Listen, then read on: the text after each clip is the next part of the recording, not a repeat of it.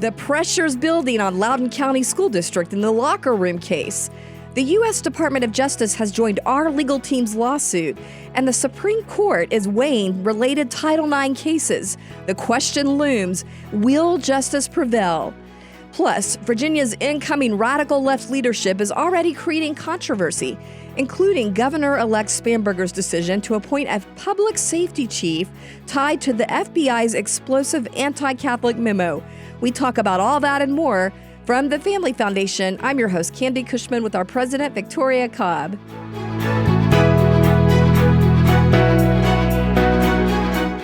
Welcome to Speak Up Virginia. Everyone, glad to have you back with us. Hope you are ready for Christmas. I know I am not ready. How about you, Victoria? We're getting there. I feel okay about it. Yeah, all right. That's Although if you good. ask the question in front of Matt and I, he says no, and I say yes. We found that out at an event last night. So I feel pretty good, but I guess maybe I'm missing something. I don't know. Yeah, you're good at kind of the fly by the seat of your pants kind of thing. I'm a last minute girl. I feel comfortable in that space. So. All right. Well, we got a lot to dive into today, but before we get started, I did just want to share a comment, Victoria, that we got from a listener that left a comment on our YouTube page.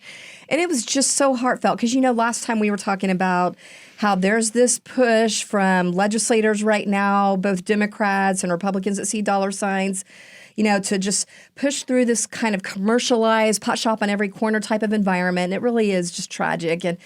And this person left a personal perspective that I appreciate. So let me just read. I'll just excerpt from it, but it says, I lived in California. I used pot from 66 to almost 2000. That was the worst thing I've done for my life. I let down friends all the time because I would forget appointments. I can't remember most of my life of that time, and I made many bad life-changing decisions in those years. Thank God he saved me, and within a few years, I ended my pot use, and we'll thank God. If I am tempted, I remember how it ruined my life, and there is no way I will use it again. Praise God.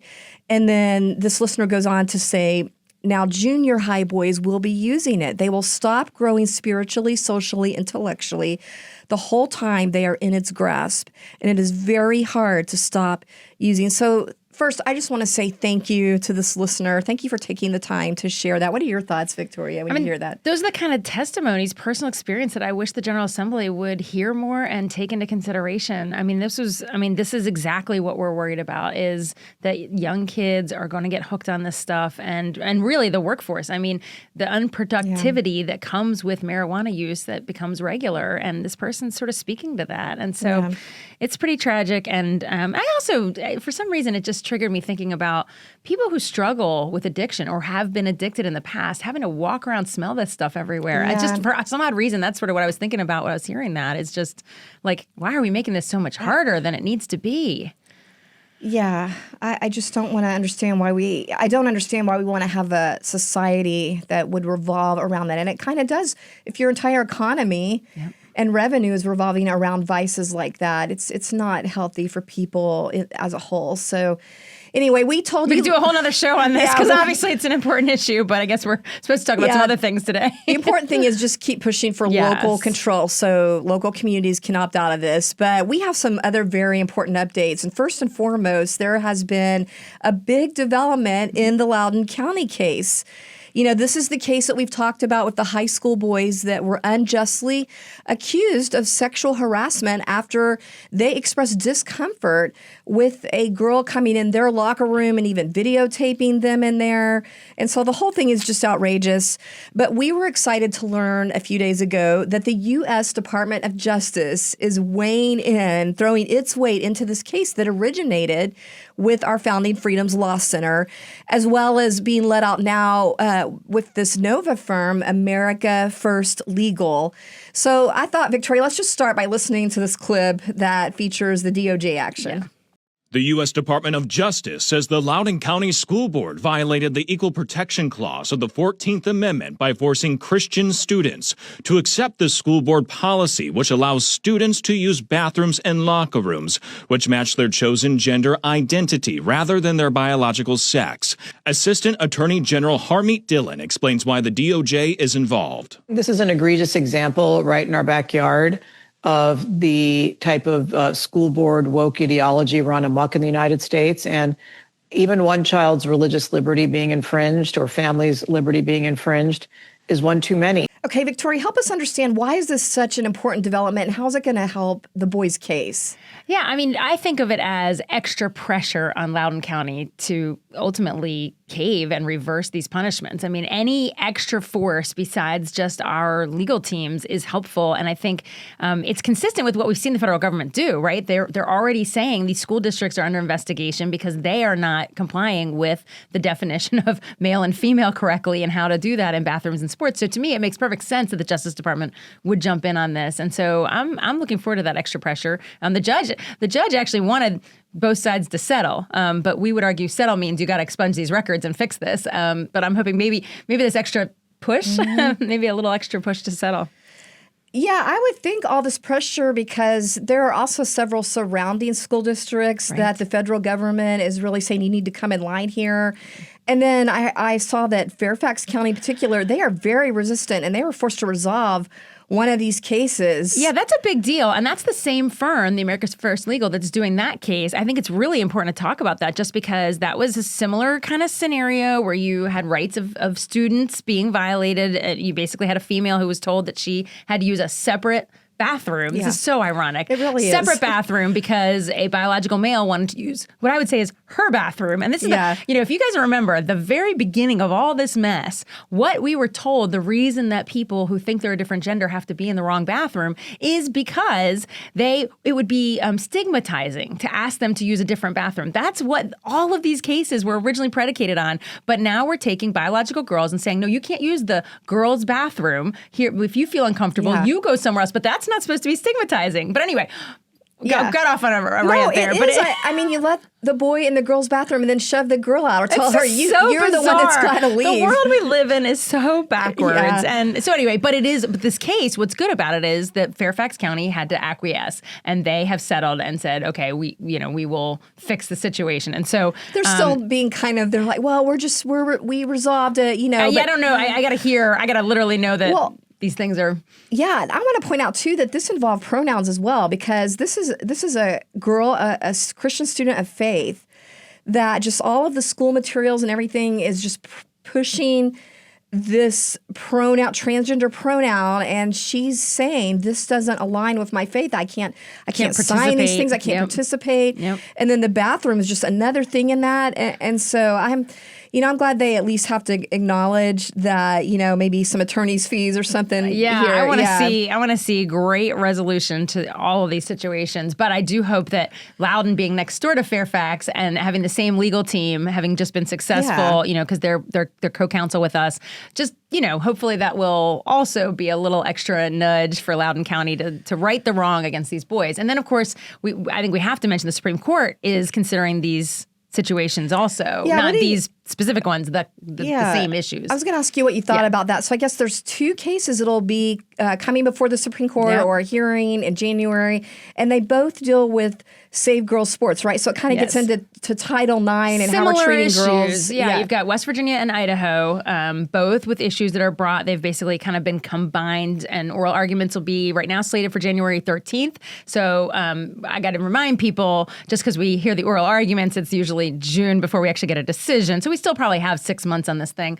But, I mean, these are important cases. Can a state ban boys out of girls' sports? I mean, this matters. So and I guess vice versa. But that's what this is all about. Well, cumulative, do you feel like this will all come together to maybe Loudoun also have to acknowledge maybe recognizing some basic First Amendment rights and not criminalizing someone because they're taking a stance because of their faith, or they're saying they're uncomfortable, I have to think if we can get these definitions square, I think the Supreme Court, I feel like we're tracking in the right direction. You never want to predict what the Supreme Court will do. That is not a good thing. But I would say if we can get a good decision out of them, if we can get these, Fairfax is starting to move in the right direction, we can get Loudoun moving in the right direction. I think that's really important in Virginia right now because we're changing administrations. And of course, Yes. we want to make sure that the next administration doesn't try to, go in the opposite direction of all this stuff. So I kind of want that federal pressure to stay out. That's why I'm glad the Justice Department jumped in. I'm glad that they're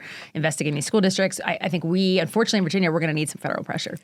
Well, speaking of the new incoming administration, mostly full of radical left leadership, they are off to an auspicious start. Let's just start with Governor-elect Abigail Spanberger. Tell us about her appointments she's been talking about. Yeah, so we're right in the time of year where you have a transition team, and then the new governor starts announcing one by one who's going to be part of her leadership team. And so Governor-elect Abigail Spanberger announced her new pick for Virginia's Secretary of Public Safety and Homeland Security. And it happens to be a gentleman named Stanley Meador, who previously led Richmond's FBI field office. So that's where he's coming from to go to this post. Yeah, you might think that this is kind of a seems no-name. benign. Yeah. Right until you know really what you know. Nothing here. Until you recall a little controversy a while back involving the FBI targeting Catholics in a memo as terrorist suspects. Remember that? We talked about it on our podcast. Yes. And so guess who was in charge of the Richmond FBI field office at that time? I'm guessing Stanley Meador. So, we're concerned. So basically, if you remember, they did an internal memo. That was kind of the whole thing. It was an internal memo warning about, quote, violent extremists in radical traditionalist Catholic ideology. Because those rosaries are super dangerous. They're a major weapon. Yeah, this is the crazy. And I mean, when it happened, I know we were all sort of, what in the world? This is what's being discussed at the FBI. And if I recall, it was issued right around the time of the March for Life, which seemed interesting, I guess I would say. It's interesting timing. And you have to laugh because the qualities that apparently made certain Catholics more attractive to violent extremists, like how they were going to get sucked in or how you knew they were the type of people, was a preference for traditional Latin Mass or what's characterized as anti-LGBT views, which... LGBTQ, whatever. Yeah. I think they also mentioned the anti-abortion. Yes. And we're not saying that there aren't...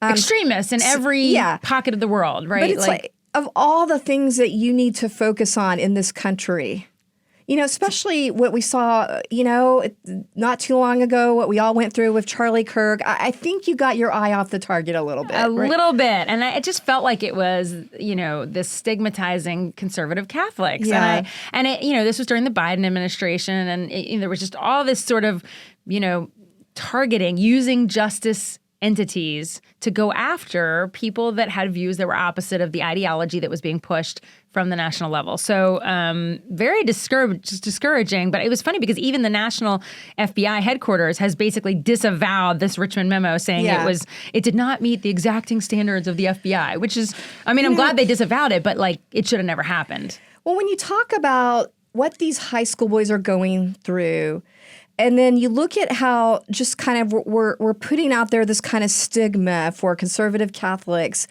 This is how the government gets weaponized at people of faith. And it's the larger pattern that's kind of disturbing. But, back to Abigail Spanberger, I appreciate what Senator Glenn Sturtevant posted on X. We're just going to put this up here so you can see it on our YouTube for YouTube watchers.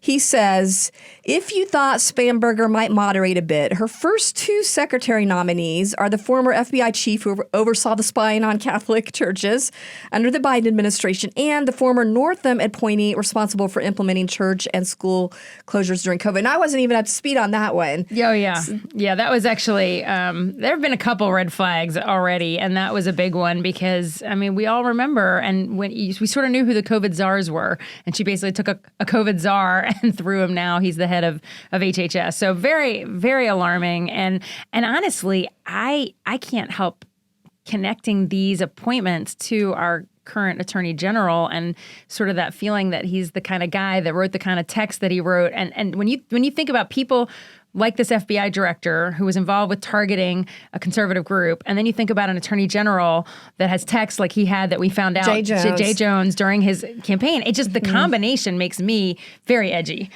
Well, yeah, it's not a good pattern.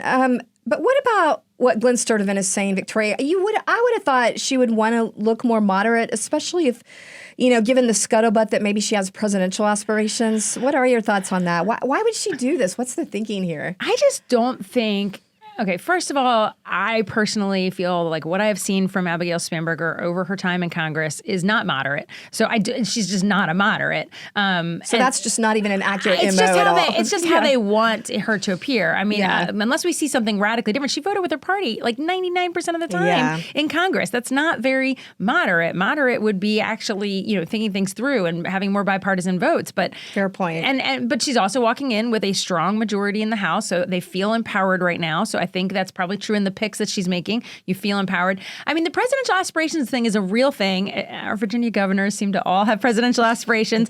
We don't have a great track record of getting people from governor to president, and in recent years, and that's because of the timing of our, we have 4-year terms that can't be repeated. So you have to kind of serve for 2 years and then decide to jump into the presidential, or you have to serve your 4 years, step out, try to find a way to be relevant, and then go run for presidential. So it's kind of a funny thing. It's almost hard to do from Virginia, but she does have aspirations. Everybody talks about it. So then is her greater priority to get as much left-wing stuff through as possible while she's in? Well, I mean, if the other presidential picks that they're currently putting up on the Democrat side are AOC and Gavin Newsom, they're not. All right, there's a lot of non-moderate options being presented. Well, you just depressed me for Christmas. I'm sorry. Okay, we should talk about some other things. All right. Well, my next topic here isn't exactly an upper, but we'll still go on here.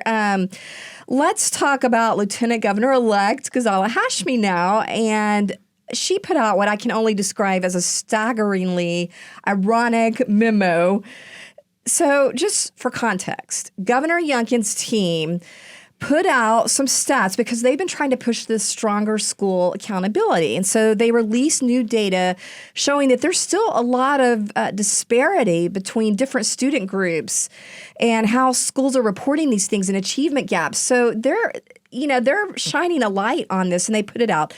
But Hashmi took the opportunity to kind of twist it around and do a statement criticizing the Youngkin team, and basically saying, well, she was basically trying to blame them for these problems.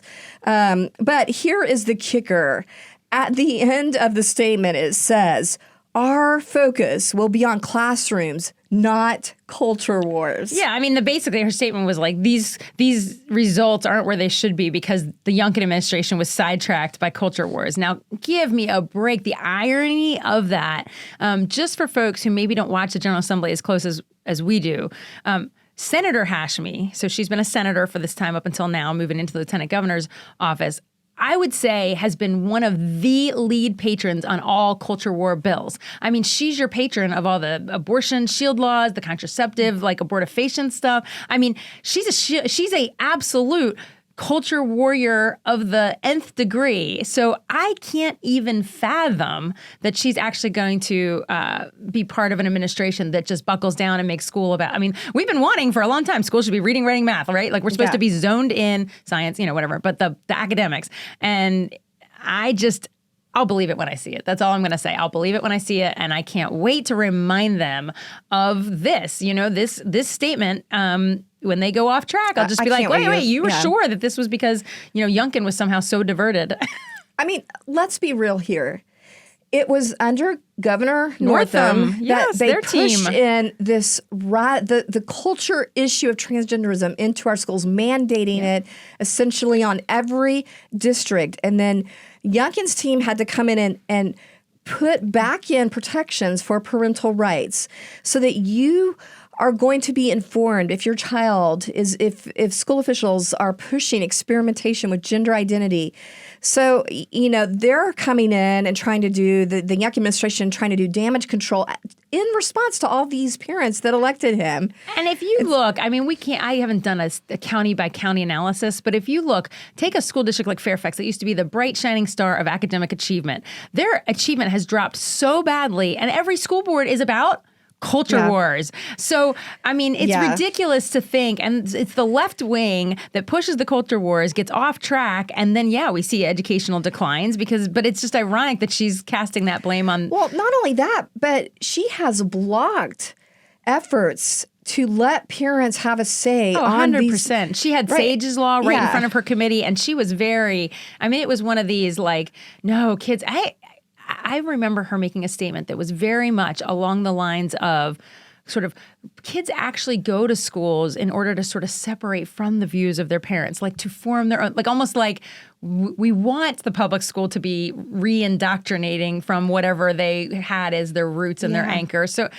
this idea, she does believe the school system is a place to shape children in a cultural worldview way, just happens to be opposite of what, a lot of parents want to see. Well, I also just have to laugh about this statement about inserting culture wars because parents in Chesterfield County. Right. Let's talk. Let's talk about that. They are Chesterfield. going to their school district. It's their county to ask that they add parental rights protections that have been totally ignored. And Ashley shows up at a local school board meeting, just standing there. Just trying to pressure the school What's board. that about? That she is jumping right on into that culture Right. where she could have avoided. Yeah. Unbelievable. So, I'm with you. The first second that they come in and try to reverse these parental rights protections, I'm looking forward to quoting, "Our focus will be on classrooms and not culture wars." Exactly. So, well, we'll see. That's what January lies ahead very soon. yeah. Well, speaking of that, Christmas is almost here, and our listeners probably won't be with us again until after that holiday's over. So we want to take this opportunity to wish you a huge Merry Christmas. And I thought we'd just talk about some scriptures here for a minute because, we've covered a lot of dark topics right now. We've been laughing, but really it is talking about darkness in our world. And sobering. Yeah, and trying to overcome that. And Christmas is a wonderful time to remember that the birth of God's Son, Jesus, just powerfully pierced that darkness. He gives us hope in a way that gives us eternal truth. It gives us that light that just supersedes all the temporary darkness here on this earth. So, Victoria, I thought maybe we just throw out some scriptures having to do with Jesus bringing light in the darkness. I'll start, and I'll just let you wind up, I guess. So I'll start with the promise of John 1:5. The light shines in the darkness, and the darkness has not overcome it. So even though we feel so overwhelmed with all that we know is coming in January in the Richmond Capitol, in the end, darkness can and will not overcome it. It will not overcome the light. We will prevail. The truth will prevail. Eternal truth will prevail. And God's love will prevail because God wants humanity to thrive in his plan. And so, Jesus Christ's light is stronger. We can celebrate that. Yeah, I can't help thinking of the Isaiah verse, 9:2, where it talks about the people who walked in darkness have seen a great light, because of course Isaiah was forecasting Jesus coming and all the hope that comes with that. So, I think no matter how dark the culture gets, no matter how difficult the moment is that we're going to experience, certainly with a change in administrations and other things, we know that we have hope, and we know that that's really what this whole season is about. And so it really does bring us just a great sense of anchoring and peace, even in tumult. It's a great picture when you think about maybe times that you've walked in darkness, whether it's a tunnel and you're seeing a light out there, that we see it. So we know that we're not alone on this earth. God has given us that hope.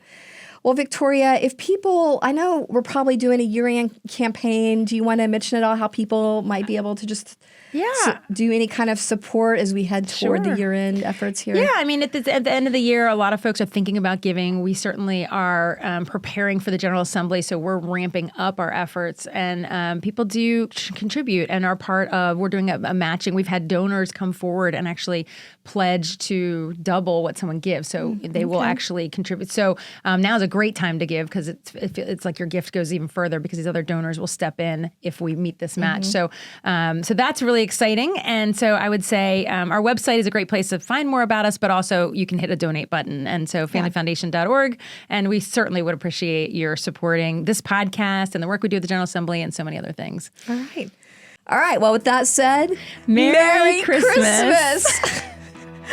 All right. We tried. We'll see you next time.